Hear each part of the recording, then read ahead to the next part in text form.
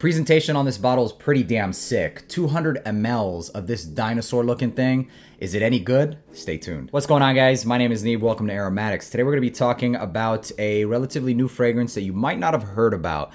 This fragrance comes from Sidra Perfumes, and Sidra is based in Kuwait. So this is a Middle Eastern fragrance brand.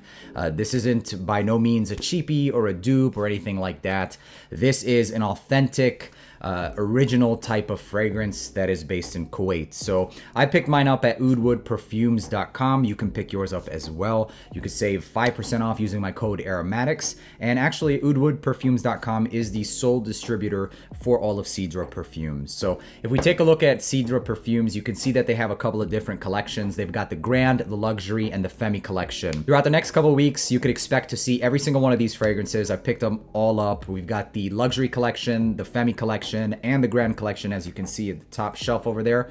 And we're gonna get right into it. Honestly, I am pretty excited to bring these to you guys. If you ask me, I feel like the Grand collection is more of like their designer line, although I will say that these are not really designer quality, and you'll be able to tell right away. The prices, however, is pretty designer prices. Actually, it's pretty cheap compared to a lot of other designers. That's like $180 for 2 ml, and we're not talking about you, Elixir. Considering the amount of juice that you get in these fragrances and the quality of juice, I definitely would not say that this is anything like a Western style designer fragrance, but this rather is an Eastern style designer fragrance. So, and the price point, $125 to $150 for this 200 ml gigantic juice that you're probably never gonna go through. It's a steal. It definitely is a steal. Including the discount is even more of a steal. So, what do I mean by Eastern versus Western designers? So, in my opinion, the Eastern designers are just 2 notches above what we have here in the West. And I'm talking in terms of performance, I'm talking in terms of depth, and in all honesty, the designer fragrances from the East kind of translate into more of a niche type of fragrance here in the West. So, a lot of the designer fragrances that are located in the East does feel a bit more niche in comparison to what we're used to here in the East. So this fragrance right here, it does a designer type of DNA, but it definitely has a couple of aspects that steer this into a realm that's clearly better than some Western designer fragrances. So let's go ahead and start off by taking a look at the box. And as you can see, this is a Grand box, not just a Grand collection. So you'll notice on the front, it says light fragrance. Why it's there has absolutely nothing to do with whether or not this is a light fragrance. It is not a light fragrance, but rather, I'm not really sure where the translation kind of dropped here, but light fragrance does not translate into a light performing fragrance whatsoever, which we will touch bases on a little later. So on the bottom of the box, you see that it has the name of the fragrance. On the back, you've got all of the information and all that good stuff. When you open the box, it's pretty simplistic. You have like this silk cloth that holds it open, and then there's a felt finish on the inside, and it's a soft foam where the fragrance is pretty deep inside the box. All right, you pull out the fragrance, and it's pretty simplistic, unique, modern. I actually really enjoy the way that this bottle looks. Looks like an alligator or snake skin or whatever you want to call it. It's a matte black finish. Very nice. Very nice bottle. The bottle alone and the size alone, I think, justifies the price. More important than the bottle and the size is the smell. So let's talk a little bit about the notes. So as you can see, we have black pepper, plum. We've got a couple of other notes like rose, davana, caramel, vanilla, benzoin, and amber. And those are really the notes that I'm going to focus on with this fragrance. So I actually wore this one today, at least the day of making this video. And it was a pretty good fragrance. Honestly, this smells like a date night realm type of fragrance. And I'm going to go ahead and spray it, show you guys the power, the sheer strength of this atomizer is out of this world. So, I mean, this stuff is ridiculous. On the initial blast, you're gonna get a hefty dose of pepper, you're gonna get a hefty dose of some of that plum, and a good amount of sweetness. The sweetness that's coming from this fragrance is really revolved around that vanilla and specifically a browned type of caramel. So if you think about a caramel, there's a different kinds of tones of caramel. There are light caramels, and then there are the caramels that you let brown a little bit. And what essentially ends up happening is that really starts to darken up, giving it more of a molasses feel. So it's a bit thicker. It's resembles like a brown sugar rather than just straight up light caramel. A lot of feminine perfumes uses the note of caramel, and it's more of a light type of caramel, but this is not the same thing. And the benzoin definitely helps this kind of goes into a deeper type of caramel as well. You are going to get little haze of rose. It's nothing unusual, nothing feminine whatsoever. And then you get, along with that, is that Davana. So Davana is basically a species, or Artemisia is a species, or vice versa, one or the other. But they're essentially the same thing. So Davana is used in teas. It's an herb, essentially. So it adds like this green, aromatic, herbal facet, which is a little bit bitter, but that bitterness is balanced pretty well with the sweetness of the vanilla and the caramel. So you get a hefty dose of vanilla caramel right off the top. The plum isn't anything honeyed. So when you think of plum fragrances, or at least for me, sometimes I'll think of like a honeyed plum, something very juicy, jammy almost. This isn't like that. It just adds like a nice fruitiness. And what this fragrance really opens up or reminds me of is a couple of different styles of fragrances.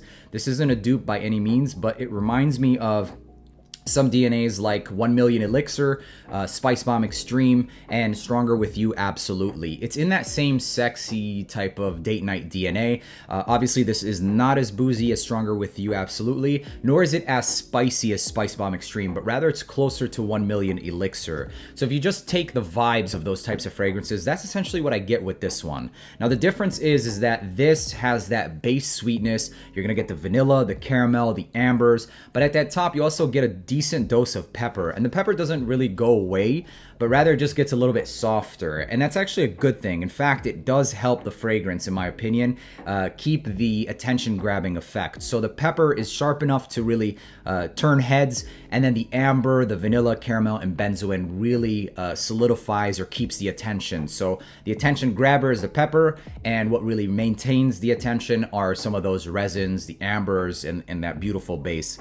So this is without a doubt a date night fragrance, and it's just extremely sexy. For me, I think that the value of this is out of this world. Honestly, when you consider what you're getting the presentation, the packaging, the performance, and the scent.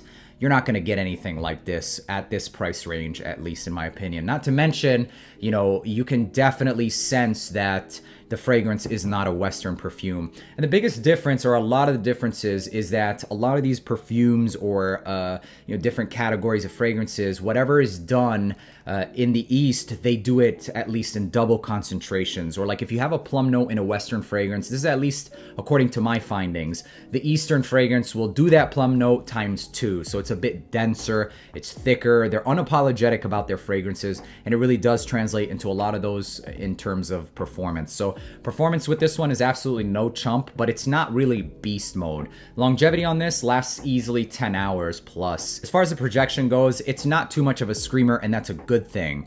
Like I said in that beginning, you're gonna get a lot of that pepper and that sweetness, and it's gonna float around in the air for a good hour and a half. After that hour and a half, you're gonna have a scent bubble. It's not going to be a skin scent until about hour maybe 6 or 7, which is phenomenal. You're gonna have a bubble, and you're gonna leave scent trails everywhere, and it's exactly as I stated earlier, that pepper is what really cuts through the air, and I think this is going to be appropriate for all seasons except for high heat summertime. You can probably get away with this on cooler summer nights.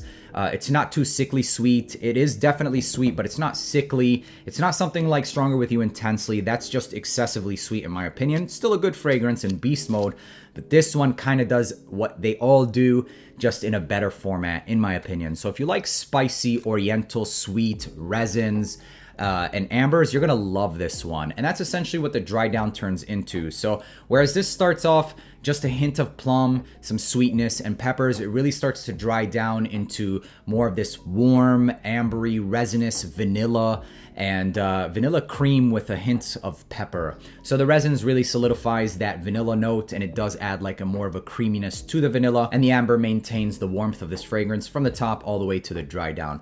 This is an excellent fragrance, an excellent price value.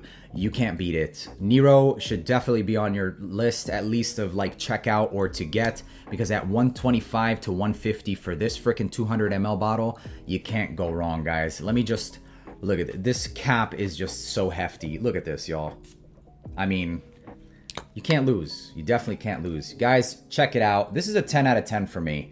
It's not a mind-blowing fragrance. It's not something completely brand new, but I personally believe that that's a good thing. So if you're looking to dabble into some Eastern perfumery, this would be an excellent beginning. If you're into sexy date night fragrances, this is absolutely an excellent and safe beginning. You have to like sweet fragrances, and you have to be slightly oriented towards spicier fragrances. Not too spicy though.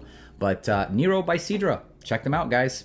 This is a 10 out of 10 for what it's doing. That's all I have to say about this fragrance. If you enjoyed watching this video and you want to watch videos like this and more, or you want to pick up Nero by Sidra, scroll down, hit that subscribe button, and check out the description. You're going to find the link to where to purchase this fragrance and the coupon code where you can save 5% off on some of the already best prices you're going to find these fragrances at.